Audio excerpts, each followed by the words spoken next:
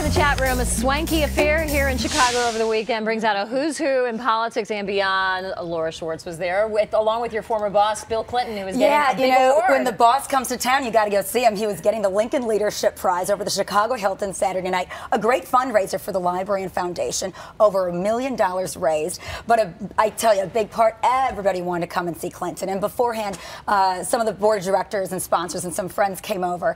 And I got to spend time with the president. And he is thin. He is svelte. You know, he's a strict vegan. Wow. For years now. And so he's healthy, he's doing great. And we were talking about a few different things. And I mentioned I was about to keynote this week in Madison, a group that Mrs. Clinton spoke to about 6 years ago. And I said, so tell your wife I'll be up in Madison. He's like, why don't you tell her yourself? She just walked in. Wow. So towards the end of it, Hillary came in and she is looking great. You know, no longer the glasses. She's healthy. She's rested. She appears very happy. And she should be happy because there's this new poll out, Laura Schwartz. Tell us about it. She is looking good if she decides to run in 2016 as things stand right now. Yes. Last week, it came out from Quinnipiac, 65% of the votes she would get among Democrats. Joe Biden would be second with 13%. So there's a big gap there. You know, this really is hers to run. I mean, she will have to run hard if she runs. But how can you ignore that call to history? Yeah, how can you? You know, there's this really interesting campaign out there to put a woman in the presidency. Let's take a look at a little bit of it. It's called the Madam President Campaign. My mom told me I could be anything I wanted. You know, it didn't used to be like that. A long time ago, women didn't even get to vote, which is crazy. My mom told me that when she grew up, no one even thought there'd be a woman president. Can you imagine? No woman president? They were all boys.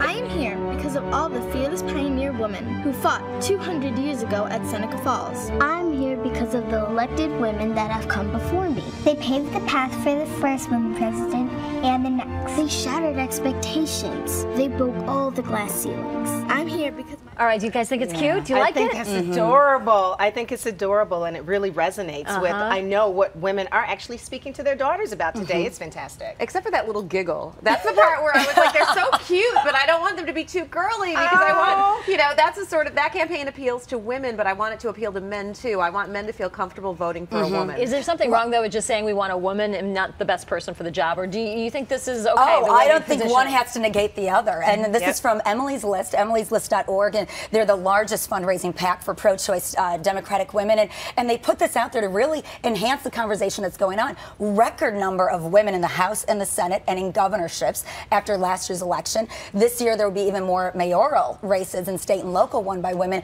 So it really is just moving this conversation forward. And they've helped over 100 women get elected to the House of Representatives alone. So this is, I think this is exactly what this next generation needs, because it's no longer that we just got the right to vote. It is we've had the right to vote. We can exercise the right to vote, and you know what? We can run for office and make a difference. I thought that was such a cute moment in the campaign when one of the little girls said, "Can you believe we actually couldn't vote as women in this country?" Like back in the day, and to them it just would. I mean, to any of us, really, it feels like, well, really. Yeah, I've already sent this to my nieces to watch. I'm sending it to every little girl in my life. I love that. It was really cute. All right, guys, let's lighten things up here. Also, we want to talk about haircuts. How much do you spend on your haircut? Okay. Well, when ABC 2020 did this really interesting thing where they took a look at women's haircuts, and they lined up women who had spent a lot on their hair and some who had spent not so much, like $8 on their hair.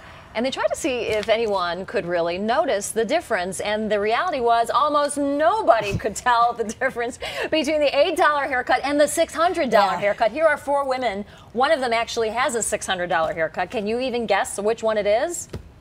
You know, nobody could. I actually looked at this and I guessed who it was, and I did guess correctly. But the only reason is because head to toe, she has the most expensive look. She looks like someone who would spend the most context money. clues. Smart. You are a smart girl. I couldn't guess.